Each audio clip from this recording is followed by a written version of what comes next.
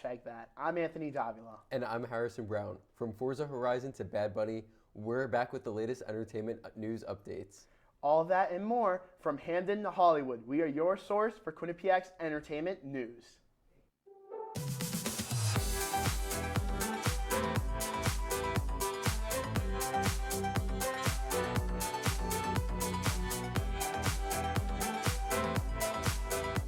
From Hamden to Hollywood, we are your source for Quinnipiac's entertainment news. On Sunday, February 1st, the Today Show star Savannah Guthrie's mom, Nancy Guthrie, went missing. Police have reported that they are still looking for her, but they do not have any suspects. Pima County Police Department believes she could have been targeted after ransom notes have been revealed to the public. No proof of life or ways the family or law enforcement can communicate with the sender has been revealed. The ransom note ended with a 5 p.m. deadline for Thursday, February 5th, asking for $6 million, and a deadline for Monday, February 9th at 5 p.m. for the same $6 million in cryptocurrency. Samantha Guthrie is asking for any information regarding her mom in a statement where she said, quote, "We need to know without a doubt that she is alive and that you have her. We want to hear from you, and we are ready to listen. Please reach out to us," end quote. President Donald Trump reportedly told the Washington Post in an exclusive Oval Office interview that he is skipping this year's Super Bowl and that he can't stand the performers selected for the halftime show, saying, quote, "I'm anti-them. I think it's a terrible choice. All it does is sow hatred. Terrible," end quote. Both of the performers openly critique the president's choice and verbally speak out against his choice. The president would later go on to say that the musicians are not the main reason for skipping the game and that it is just simply too far. Green Day's Billie Joe Armstrong, whose band performed at the Super Bowl this year, often performs the lyric, quote, "I'm not part of the MAGA agenda," end quote. Though Armstrong refrained from doing so at this year's Super Bowl, President Trump did attend last year's Super Bowl between the Eagles and Chiefs, but was not in attendance in Super Bowl 60 at Santa Clara. Todd Haynes' new romance movie, Noche, is officially back in production. Last year, Joaquin Phoenix, who was supposed to play the pinnacle role of the film, exited the project. Pedro Pascal will now star in the film in Phoenix's place, opposite Danny Ramirez. Haynes describes the film as a, quote, "passionate and unexpected love affair between a cop and a boarding school teacher in 1930s Los Angeles when the city is overtaken by corruption and is on the brink of war," end quote. Filming for Noche is set to start in March and is expected for a theatrical release in late 2026 or early 2027. In music news, country artist Noah Kahan recently released the title track of his new album, The Great Divide. He has also teased some other songs on the upcoming album on social media platforms, such as Doors, Pain Eater, and obviously The Great Divide, stating via an Instagram, quote, "This album is going to slap so hard," end quote. The full album is set to release April 26, 2026, following that Khan also announced that he will be going on tour highlighting the new album, starting June 11th, 2026, and concluding in Orlando, August 30th, 2026. The tour has a featured 26 dates in place. While we have plenty of fresh news for us to cover in the real world, I hear there's a lot of developments in the world of anime. That's right. Here with Anime Alert is Sarah Tahini.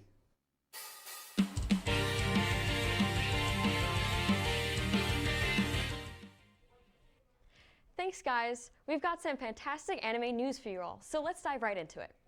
One Piece, the famous long-running anime with over 1,155 episodes so far, will be getting more content this upcoming March and July. The franchise is heating up with a second season being added to the live-action Netflix installment coming out soon on March 10th of this year. And now we are learning that there is a new One Piece anime series in production.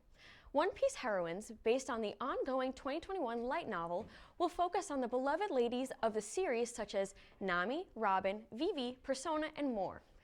The bite-sized stories will feature Robin investigating a stone tablet to help Koala of the Revolutionary Army, as well as the mystery of a love letter that Vivi will have to unravel. The new series will be coming out on July 5th of this year from a new promotional poster. This comes at a time where the internet had been placing bets on whether they would hear news on One Piece before or after the release of the highly anticipated game, Grand Theft Auto 6.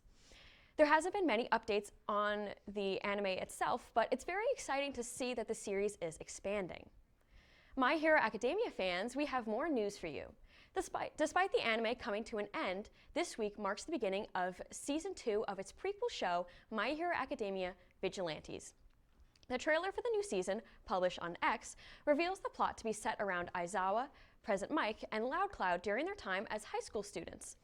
The trailer showcases the trio as they help a stray cat, bond over lunch, alongside epic battles as the heroes hone their skills. This comes just 2 months before the release of Epilogue OVA for the main series, which will give fans more closure on the fates of the students in Class 1A. My Hero Academia is reaching full wind down, but it's great to see that the world building of the anime is still going strong as we learn more about what this world is like.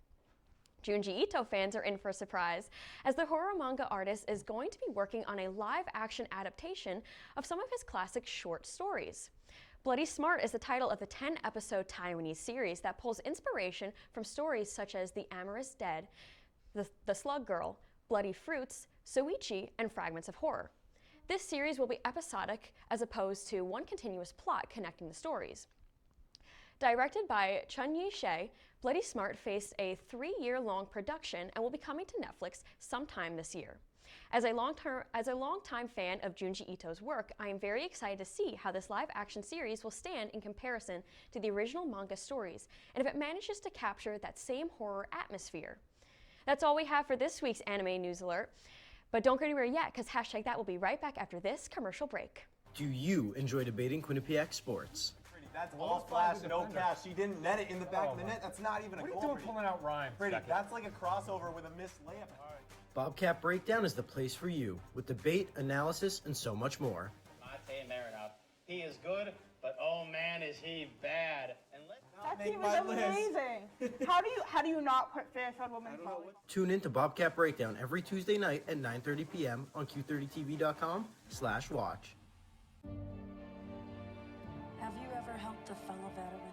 Of course. Yes. Have you ever asked for help yourself? It's always tough, right? I always feel like I can solve my own problems, but eventually, you just can't deal with it on your own. And you start to question, maybe people would be better off without me. And you realize that you're not alone. Once you take that first step, there's so much support.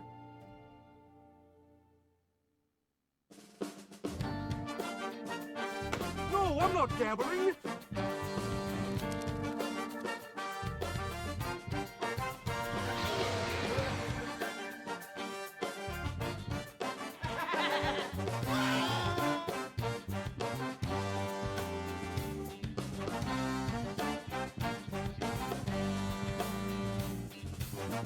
Live from the Piazza, it's Quinnipiac Tonight! This past week, Markiplier releases independent film Iron Lung. Here with the inside scoop is Jake LaFries.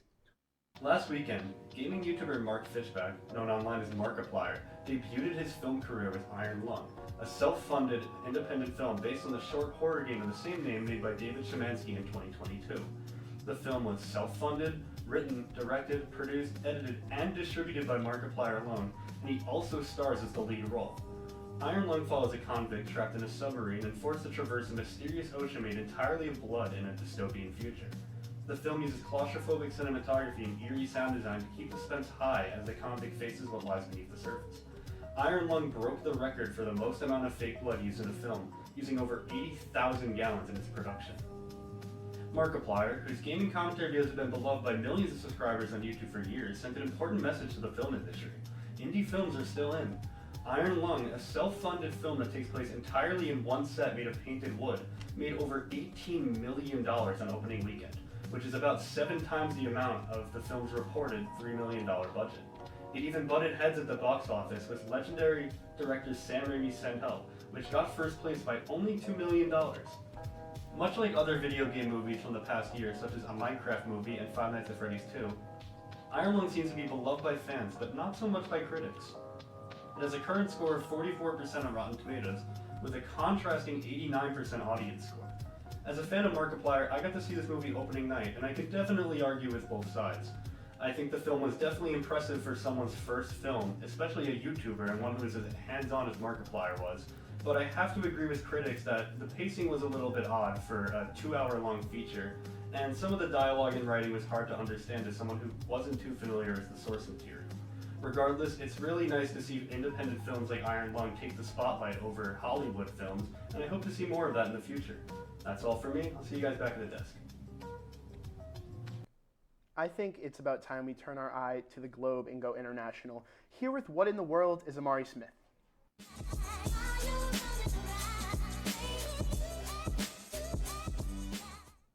Thanks, guys.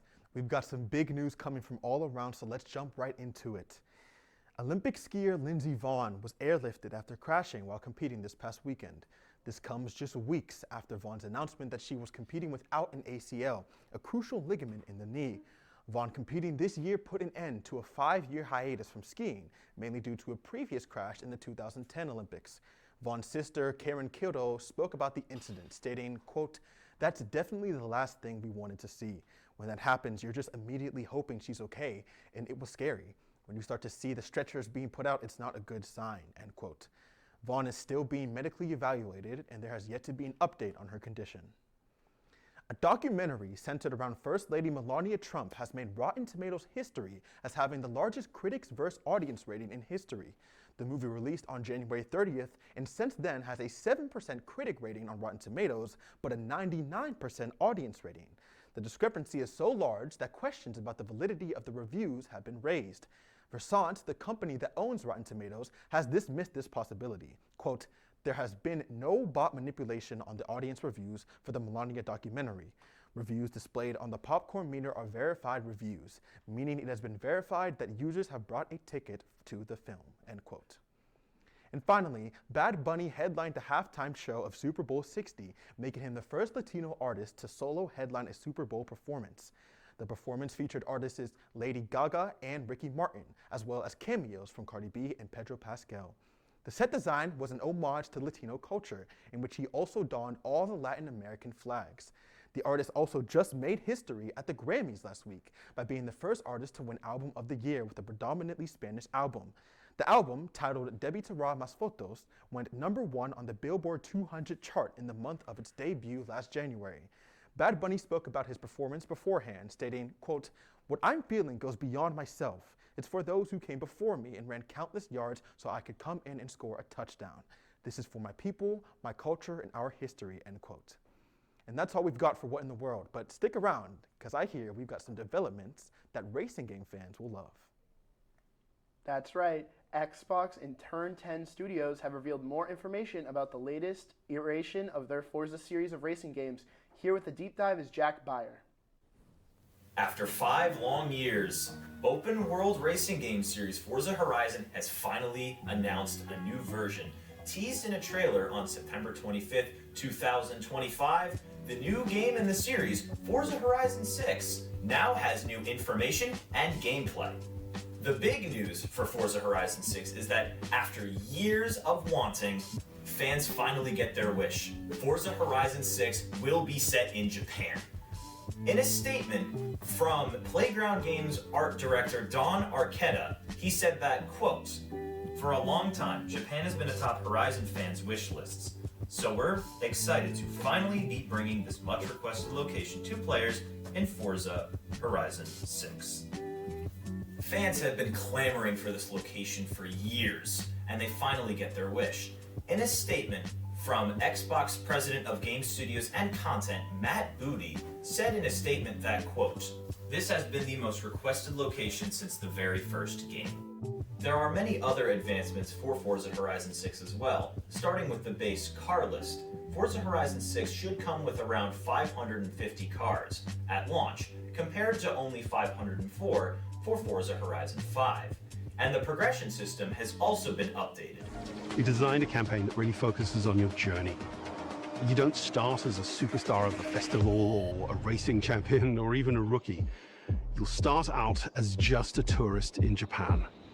Your first goal is to join the Horizon Festival by completing the Horizon qualifiers. After that, you'll rise through the ranks, unlocking wristbands as you complete races in faster, more exciting cars. This is similar to the older Horizon games, as they did not start you off as a superstar racer either. They started you off as some random normal player, and you had to work your way up through the Horizon Festival. And this ties into other new features as well, such as new customizable houses and player explorable areas that you will be able to customize to your heart's content, and then also... Love the hustle, Cliff. Who are you? Your lungs. We're quite proud of you. Even though you quit smoking years ago, you may be at risk for lung cancer. Okay. Well, with the routine screening, you can detect it early when it's more curable. Sounds good, guys. Can I get a little space here? Biologically, no. Okay. Listen to your lungs. Get a routine screening that could save your life. Talk to your doctor and learn more at savedbythescan.org. We are taught you don't talk about your problems with nobody because you could get in trouble. And I've been through a lot. Anxiety, depression, sexual assault. When I decided to get help, my life changed. In the mental health box, that was one of the big tools. Accepting help means that we are allowing somebody to bless our life. It's freeing. We got stronger together. Love your mind.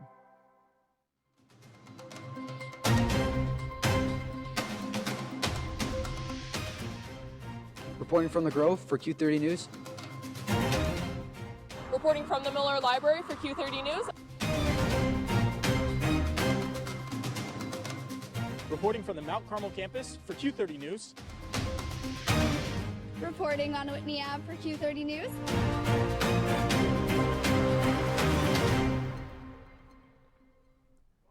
Movies and games aren't the only media with hot developments right now. We're diving into the music scene with Ryan Hage for the Sound Exchange. Thanks for having me, guys. I've got two big music stories for you, and I'm curious to know how you both feel about them. Starting off, last Sunday at the 68th Grammys Award, Bad Bunny, DB Tarare Mas Fotos, became the first predominantly Spanish-language album to take home the Album of the Year award.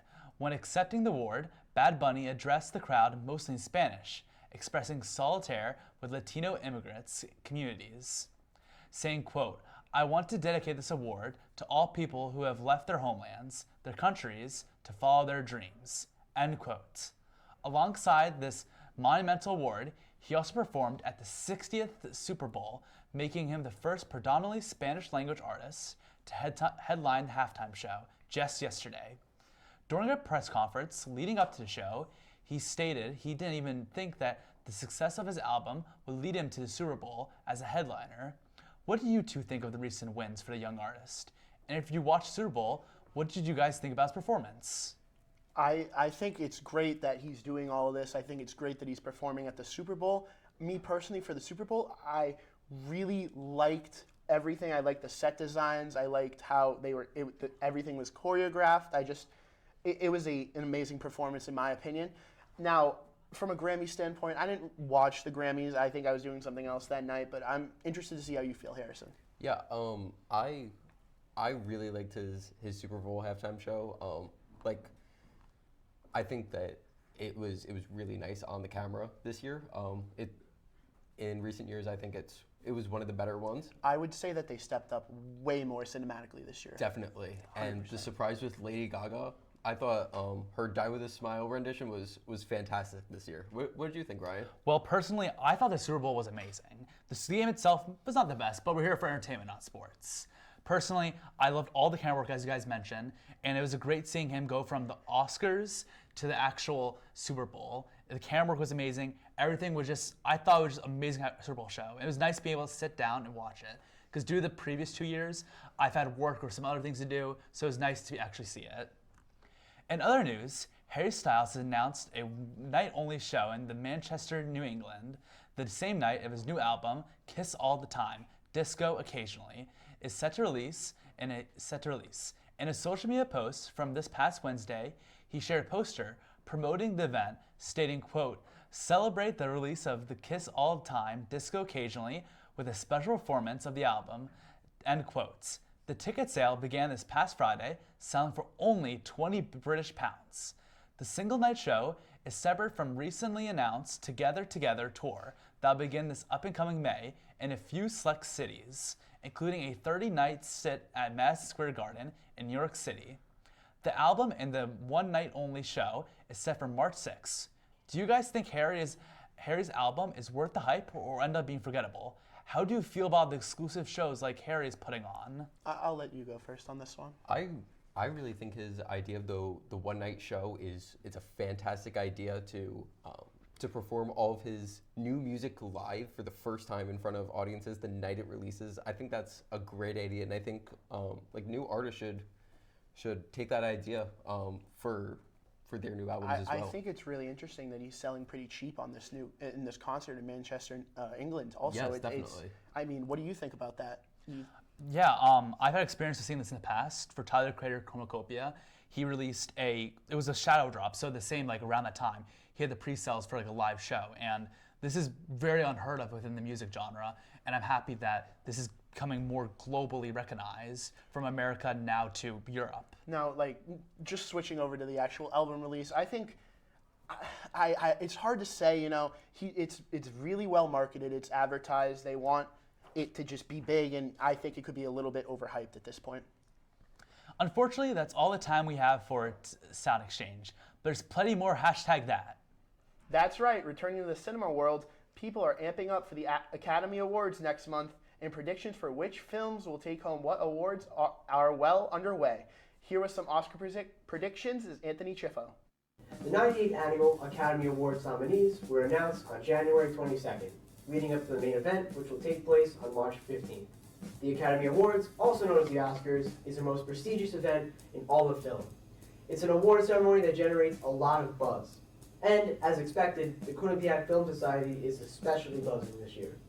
I got to sit down with two members of the society to hear their opinions and hot takes. In terms of who I think will win, I feel like it's going to be another tie between One Battle and Another Marty's for Even Sinners. And I want Michael B. Jordan to win because I think he was doing that dual role where he smoke and stack, and I think that's just something really impressive that the other actors don't have.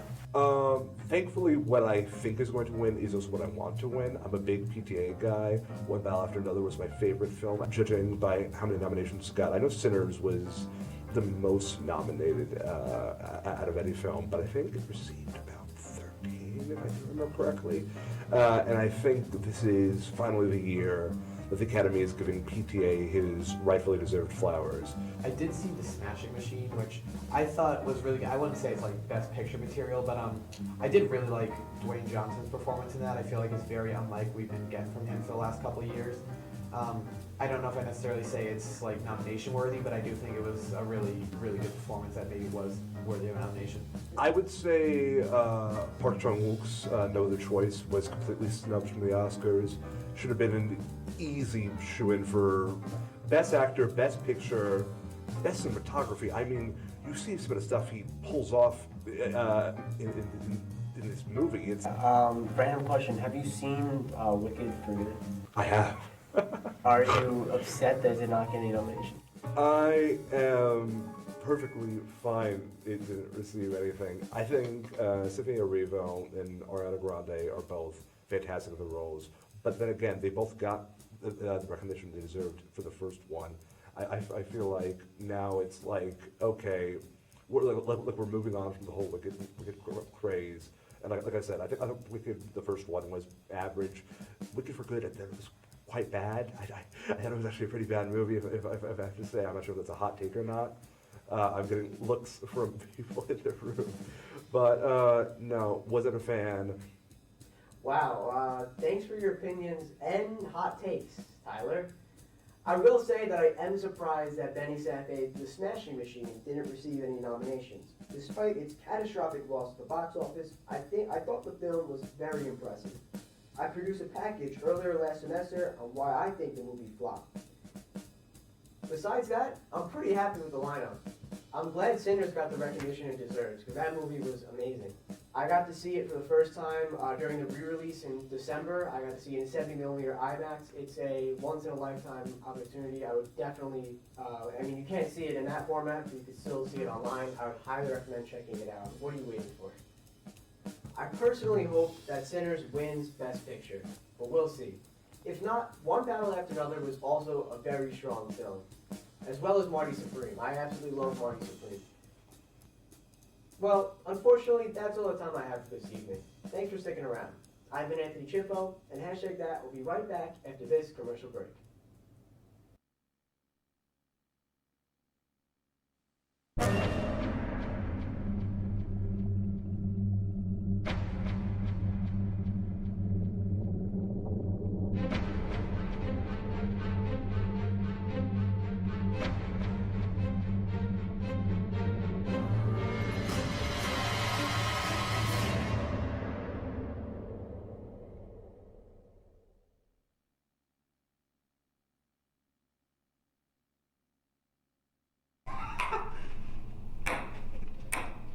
Here at Sports Pause, we like to have balance between having fun and working hard. Sometimes that competition we cover gets into our producing.